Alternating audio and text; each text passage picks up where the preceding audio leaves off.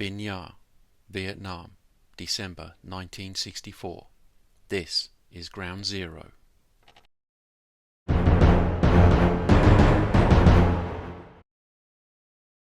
Battle of Bình Giã was fought between the 28th of December 1964 and the 3rd of January 1965, about 65 kilometers southeast of Saigon. The village was inhabited largely by Catholic refugees who had migrated from North Vietnam after the 1954 partition. Its location made it strategically important because it lay close to the major roads and threatened South Vietnamese control of the region. By late 1964, helicopters had become one of the defining symbols of the war in South Vietnam. They transformed the way that the Army of the Republic of Vietnam, the ARVN, and its American advisors fought. Helicopters allowed troops to be inserted rapidly into remote areas, evacuated casualties within minutes, and supplied isolated outposts that were otherwise difficult to reach. American commanders believed that mobility would compensate for the enemy's ability to disappear into forests and villages. The helicopters became the centerpiece of what was known as air mobility. However, the Battle of Bình Giã demonstrated that helicopters alone could not guarantee success when facing a well-prepared enemy using coordinated infantry tactics, concealed positions, and effective anti-aircraft fire. The battle began when units of the National Liberation Front, the NLF, commonly referred to by American and South Vietnamese forces as the Viet Cong, attacked and captured Bình Giã. Unlike many earlier guerrilla operations, this assault involved large, well-organized formations capable of fighting prolonged conventional engagements. Intelligence later concluded that elements of the experienced 271st and 272nd Regiments and local guerrilla forces had planned the operation in advance. The Communist commanders selected the battlefield carefully. Rather than simply seizing the village and withdrawing, they expected the South Vietnamese command to send reinforcements. Their plan was to destroy these relief forces in a series of carefully prepared ambushes. This tactic had been used before on a smaller scale, but at Bình Giã it was executed with far greater coordination and discipline than many South Vietnamese commanders anticipated. The first government units sent to recover the village included battalions of the ARVN Ranger Force. These Rangers were among South Vietnam's best trained infantry and had extensive experience in counter-insurgency operations. They entered the area believing they were facing a relatively small enemy force. Instead, they encountered entrenched communist units occupying concealed defensive positions around rubber plantations, hedgerows, and woodland. The dense terrain greatly favored the defenders. Thick vegetation limited visibility to only a few dozen yards in many places. Communist soldiers dug well-camouflaged fighting positions and allowed government troops to advance before opening concentrated fire at close range. This reduced the effectiveness of artillery and air support while forcing ARVN units into costly frontal engagements. Helicopters were used extensively throughout the battle. American helicopters transported reinforcements, evacuated wounded soldiers, and supplied isolated units with ammunition, food, and medical equipment. However, helicopter operations proved increasingly dangerous.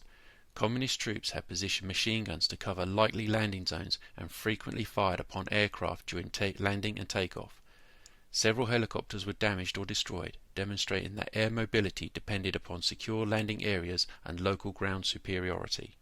American advisors accompanied many ARVN formations but generally did not command South Vietnamese troops directly.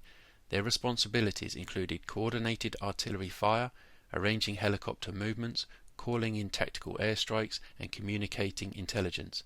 Their presence also meant that the American casualties began to increase as advisors found themselves fighting alongside South Vietnamese units during these intense engagements. One of the most significant episodes occurred after a South Vietnamese observation aircraft was shot down. A rescue force, including ARVN Rangers and American personnel, attempted to recover the crew. The Communist forces had anticipated such a rescue operation and established another ambush. As the relief force approached, it came under devastating automatic weapon and mortar fire, suffering heavy casualties before it could withdraw.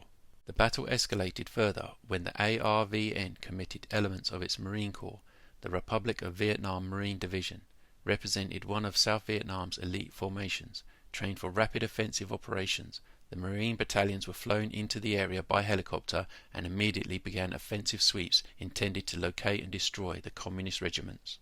Despite their professionalism, the Marines encountered the same difficulties experienced by the Rangers.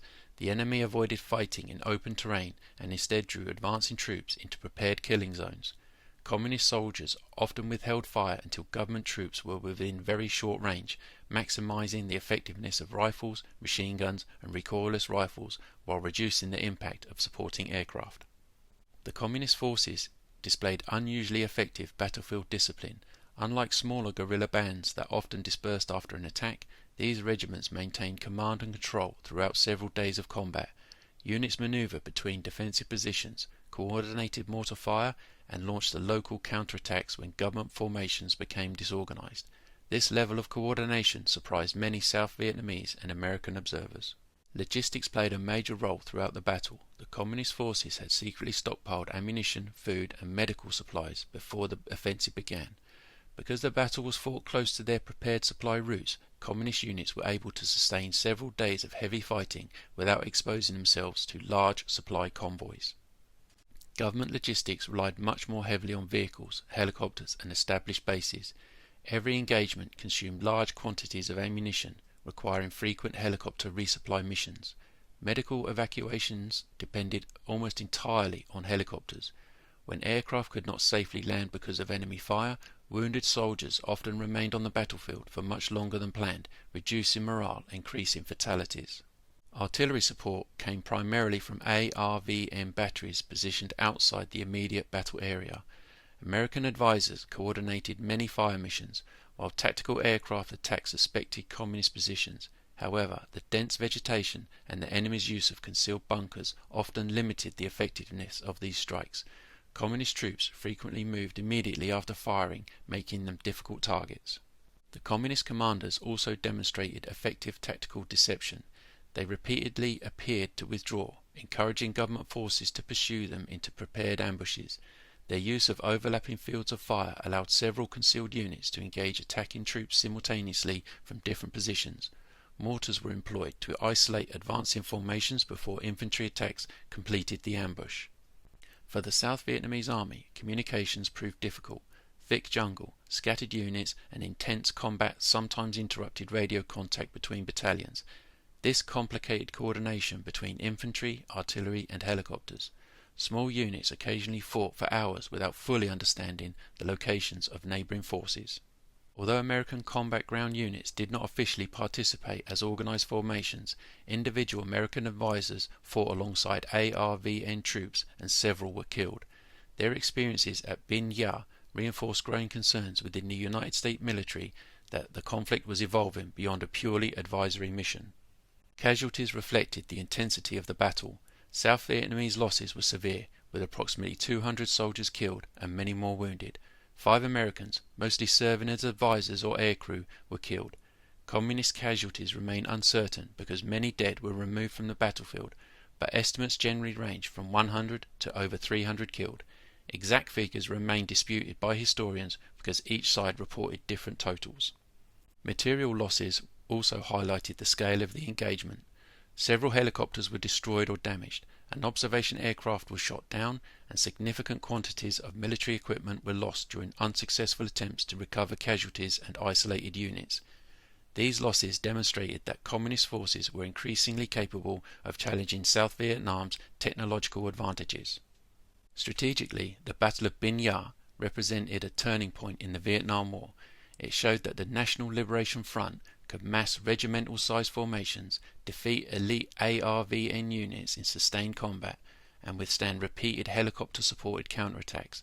The battle undermined optimistic assessments that the superior mobility and firepower alone would defeat the insurgency. For American military planners, Bình Giã raised serious questions about existing strategy. Reports concluded that the enemy had become more capable, better organized, and increasingly willing to fight conventional battles rather than relying solely on guerrilla warfare. These conclusions contributed to the reassessment of American policy during 1965, ultimately leading to the deployment of large US combat formations later that year. In summary, the Battle of Bình Giã was far more than a local engagement. It demonstrated the strengths and limitations of helicopter warfare, exposed weaknesses in ARVN intelligence and command, and revealed the growing professionalism of Communist forces. Carefully prepared logistics, disciplined regimental formations, concealed defensive positions, and repeated ambush tactics enabled the Viet Cong to inflict heavy losses despite American air support and helicopter mobility. Historians widely regard the battle as one of the first clear indications that the Vietnam War had entered a new and more conventional phase, foreshadowing the much larger battles that would follow over the next decade.